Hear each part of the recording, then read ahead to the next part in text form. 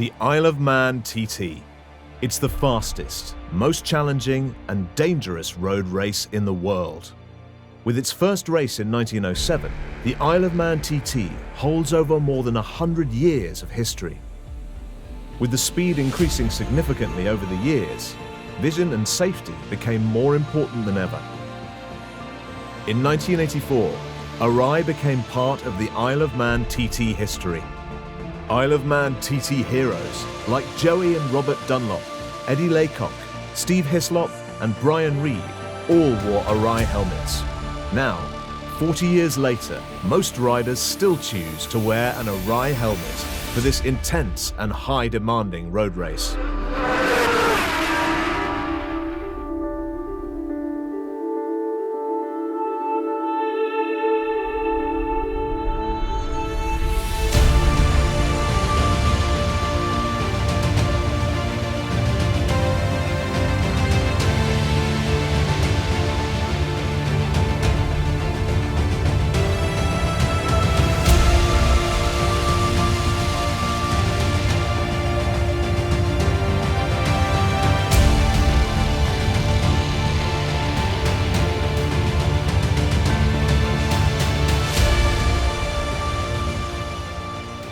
In 1981 was the first time I came to race here. I always remember the first time down Bray Hill.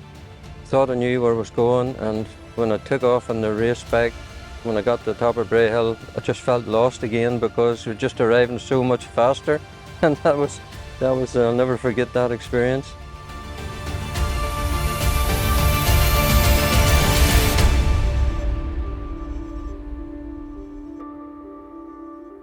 At Bray Hill, Reid showed that he meant business. I was 5 or 6 years old. The Isle of Man TT was our family holiday every year. Amazing memories of bikes whizzing past when you're 5, 6 years old at the side of the track, you know, or waking you up for morning practice and the bikes are coming through at 7 and 6 in the morning, and that's what gets you out of bed. As a young boy, I used to be sat at the side of the hedge. I used to see my heroes go past, and they were my heroes. That was the thing, and they weren't like somebody that I saw on the television. They were literally people that went past me at blooming 100 miles an hour, and that's what I wanted to do from a young boy. And my heroes like Brian Reid and Joey Dunlop, they were the guard. They are guard. You know, Steve Hislop, and people that's who I wanted to be.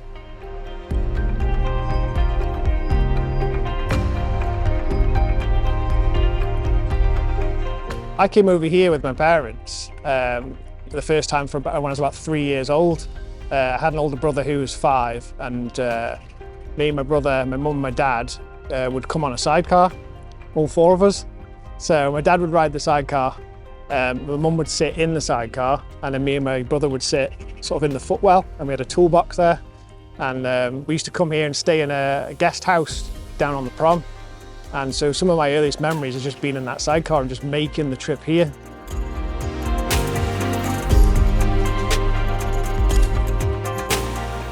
My dad, he raced at the TT, and then obviously Callum, which is his birthday today, he was born at the TT, whereas my dad set off down Bray Hill and my mum was going into labour, and then finished his race, come back and shot straight up to hospital to see Callum into the world. As far as growing up, it's like my dad was always my hero, and like I was always focused on him, and I always took for granted who I was surrounding. Like my dad always had pride that, you know, he raced against Joey Dunlop and Steve, Robert. You know, like he's raced against the best. But that for me, I never ever focused on that, ever. And for me, my dad coming in every race and just coming home and seeing the smile on his face is what the TT was about for me. Anything you could imagine it to be, it was better. And it was just faster, harder, more frightening, more exhilarating. Just let me at it, let me go again, I want to go again, you know. It was, but at the same time, immediate respect for a place that is so difficult to learn, so fast, so dangerous, but at the same time so exhilarating and so addictive. It's all that in one.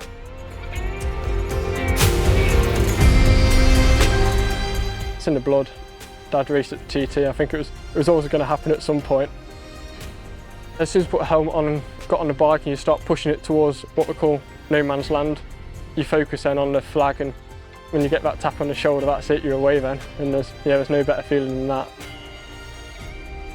He's got a good temperament. He likes to be on his own, which is absolutely suited to the Isle of Man TT. And that's what it's about. You've got to keep getting off that bike with a smile on your face. It's so important, you know, and he's doing that. So we're just really pleased and hope that continues.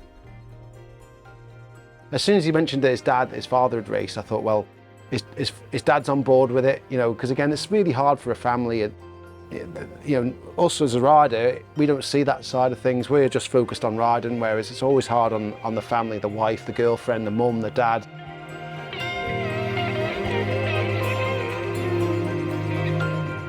It seems like, you know, all the champions that have had huge success here aren't the young ones, you know, they're the experienced riders that have had time to do their apprenticeship and learn, and then they become the masters.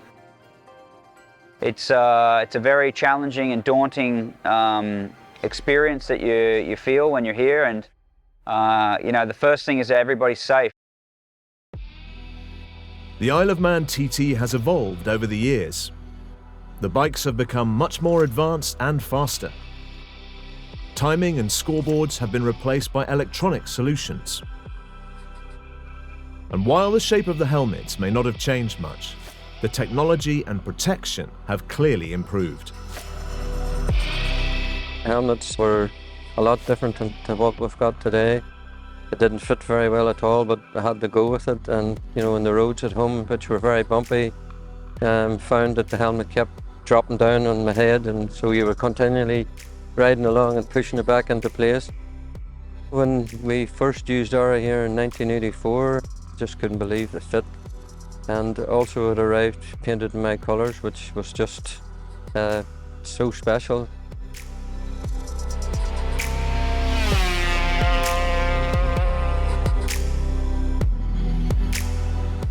The riders here are at the extreme of riding on the roads, and that's how that development of what needs to improve, how the helmets evolve over the years. This is a very early design that was used by Eddie Laycock. You can see the ventilation is fairly basic on the top. The holder set is different here, it's quite large with screws in it, and a fairly basic chin ventilation system. This helmet was used by Robert Dunlop. There's an evolution of improvements here. We've now got top vents on the top. We've also got a different visor system that doesn't need the screws on the outside, and a better chin ventilation here at the front. The holder set is a lot smaller now on the side. This also improves the field of vision. There's also a lot more ventilation.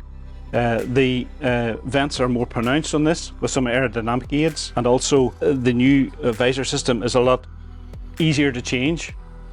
There's some aerodynamic additions now that come on the helmet.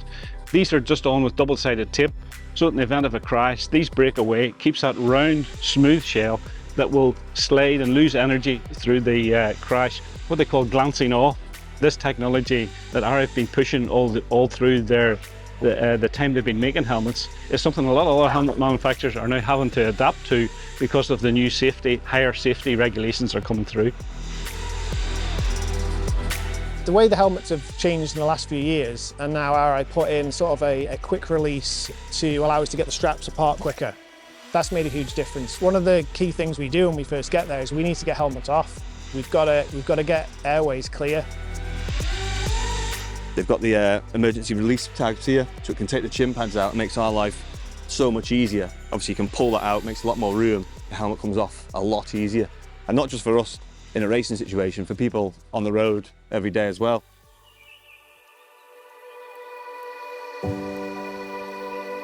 Our father had a crash in 2009. He wore an ARAI. From 150 miles an hour into trees, dead stop, and then an explosion as well. The full tank of fuel exploded. That pretty much blew his right arm and leg off. and yet the helmet's still just got a scratch along there, and you could still put it on.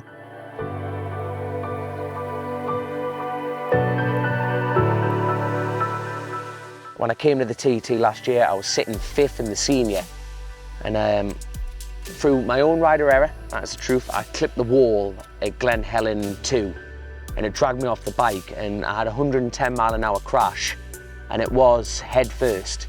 And then the injuries retracted down to my shoulder blade being cracked, including my pelvis. But I had no head injuries, no bruising, no jawline fractures, nothing. You always get up, yes, you're a bit knocked about, but having the confidence within a brand that you grow up with is vital. You know, you're not going around going, if I hit my head, am I going to be okay?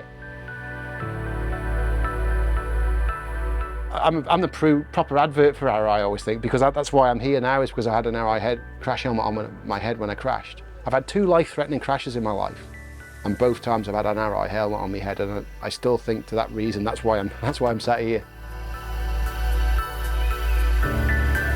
I've had some big crashes in my career, and when I've had arrows on my head, I've came out of it fairly unscathed, and that's the big thing for me, you know. When I was growing up, obviously all my idols had arrows, you know, so it was a no-brainer for me. That's the helmet I wanted to have on my head. Your equipment's got to be perfect. Your gloves have got to be right. Your visor, your tear-offs, your helmet's got to fit good, because you set off first night of practice, and if it's not perfect to your head, it's turning around because of the speed you're doing. It's just mind-boggling. Especially for me, because I'm not looking forwards all the time. When I'm over the side of the bike, I'll get some wind pressure here. So the fit is critical. It's got to be right.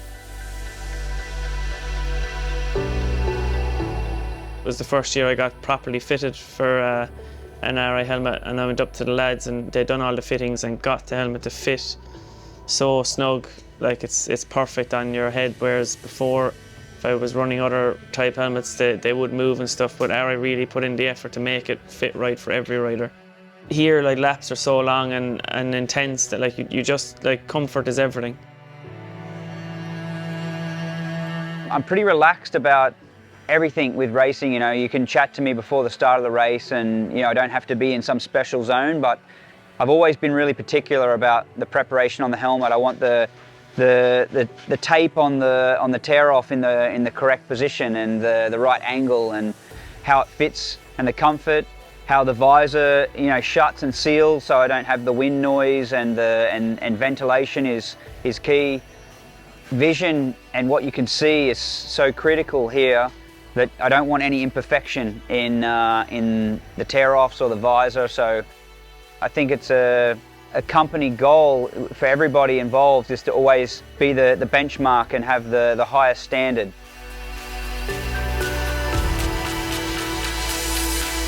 You need comfort around your face, perfect vision, especially around this place. This place is like shade, sun in your eyes all the time. Also, you want good ventilation as well. You know, as you can see, he's got them ones there, they're massive. You start the race from 0, so you're at a temperature that is a cold body temperature, and within, I don't know, 3 or 4 minutes you're starting to rise. But as your temperature goes up, you also climb in altitude, so the atmosphere gets cooler, and that's the perfect scenario for misting and for an issue. But there's never a problem with the ARAI, so it deals with that without you realising. It keeps you cool. And the vision, you know, the peripheral vision that here is important, because you're taking in so much. The speed that you're doing, it's important that you subconsciously see points on the track that are markers and that allow you to know that you're coming to a next point or you're coming to a breaking point without actually having to turn to look. But with the visual aspect from the ARAI, it's so much better. Some other manufacturers, you don't have the same vision, you don't have the same contrast, you don't have the same peripheral vision. The interior, when it gets fitted for me personally, it doesn't budge, and it's in the right place for me. The vents, it's not noisy. I can breathe. There's air coming in. It does everything right. It does everything I need it to do. In February last year, I got an injury called kickback, and the chainsaw buried into the side of my skull here. I'm able to shut my eyes now and be able to lubricate it. But if that popped open, I would have a problem with the wind coming into my eye and making it a bit blurry. But these, the click element to that is so strong and it doesn't move around. There's nothing opening when it shouldn't be, but we have several vent options. We obviously have the front, we have the top side, we have the heads, and also we have the rear element to get the aerodynamics right. And it's amazing how one click can change this helmet. The visor in particular has to endure a lot during the race. Insects and other dirt reduce visibility for the rider. This is why it's necessary to work with tear-offs and to change the visor during a pit stop.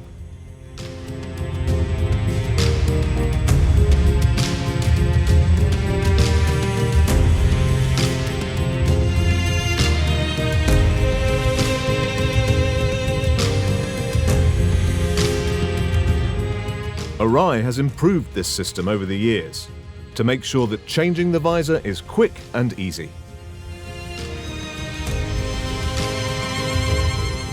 There's maybe 4 or 5 or 6 of us doing the visor changes. I write their names on my hand so I know which pit boxes they're in. I tell them, I speak to them beforehand, make sure they have their visors, and to let me know if they want a dark tint or a light tint, so it just makes it easier rather than ask all them questions when they stop. When they stop, you've got about 40 seconds or so you can change the visor in 10 seconds. It is nervous, but you know, it's just like changing a visor in here, and it doesn't matter if you're doing Michael Dunlop or somebody at the back of the field, their helmets are exactly the same.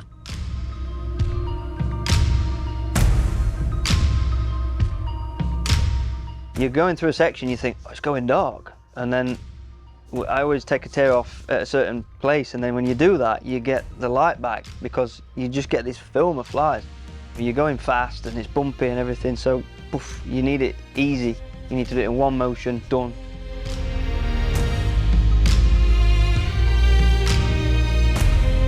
During the Isle of Man TT races, ARAI provides service and support. With 40 years of experience at the Isle of Man TT, the mechanics and technicians ensure that the helmets are in top condition and meet the needs of the riders. The ARAI service during the Isle of Man TT races is not just for the riders. Visitors can also use the ARAI service to service their own helmet in the ARAI village. The best thing for me, we've come with ARAI to the Isle of Man, is the service. And not only is a rider getting a service, you know, the customers are coming in, they've got the full brand at the top, and they're a company that listens to what you need.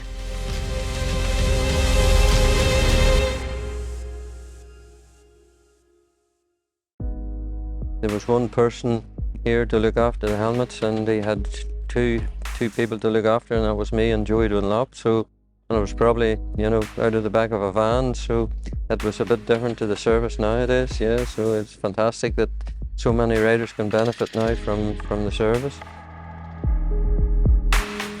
We've been in the ARAI business for a long time with the family, and the service I get from the factory and the loyalty I've had now it's been top drawer. So don't change something you don't want to. They solve all of the visor problems, and any issues we have, we just go to them, we give them our feedback, and any time I've ever had a problem at the start, we just went to the Japanese at the time, and they had it started in seconds, and you know, that's the privilege of being a factory rider, that they just sort whatever you need and get it done. The ARAI racing service is flawless. I go in and just give them my bag and say, 4 tear-offs on the right or the left, which vice versa. It comes back brand new. You know, smells brand new, looks brand new, visors are mint. All the tear-offs that you've asked for are on the right side. There's never any mistakes with the boys. They know exactly what you need. They'll fit something once and it's done. You put your helmet on and they'll test your helmet around your face and they'll push it and twist it and stuff, and they'll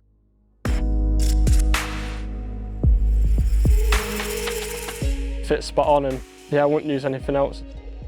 the service ARAI provide here at Isle of Man TT, it's first class.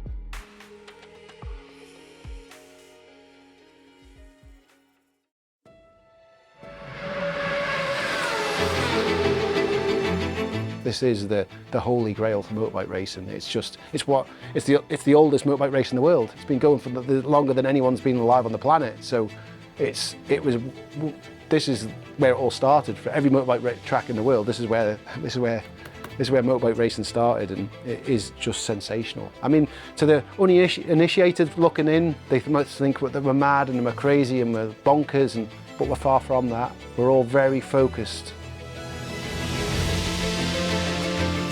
Sometimes it makes you wonder what the hell you're doing or why you're doing it, but you know, you get it right and you get it on a sunny day on a track like this, and there's no better feeling in the world.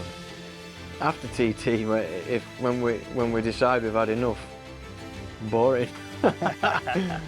Spend a lot of time in a pub probably, but we've got young families and young boys and girls, so this TT will still be a big part of it, I'm sure, you know, because they love coming here anyway. So if we can come and just have a holiday and be like the other fans, get in the edge bottom and watch the bikes, that's definitely going to happen then.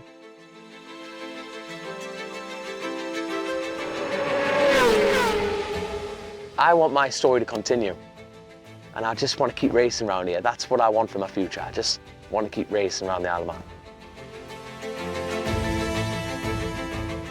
I've been asked the question a lot of times, you know, if you had to do it all over again, even with the lows, and of course I would, yes. We would love to still be able to do it, yeah. One of my personal dreams, Mr. ARAI, if you're listening, is to have one of our helmets replicated as a paint job. That's a dream. That would be a dream.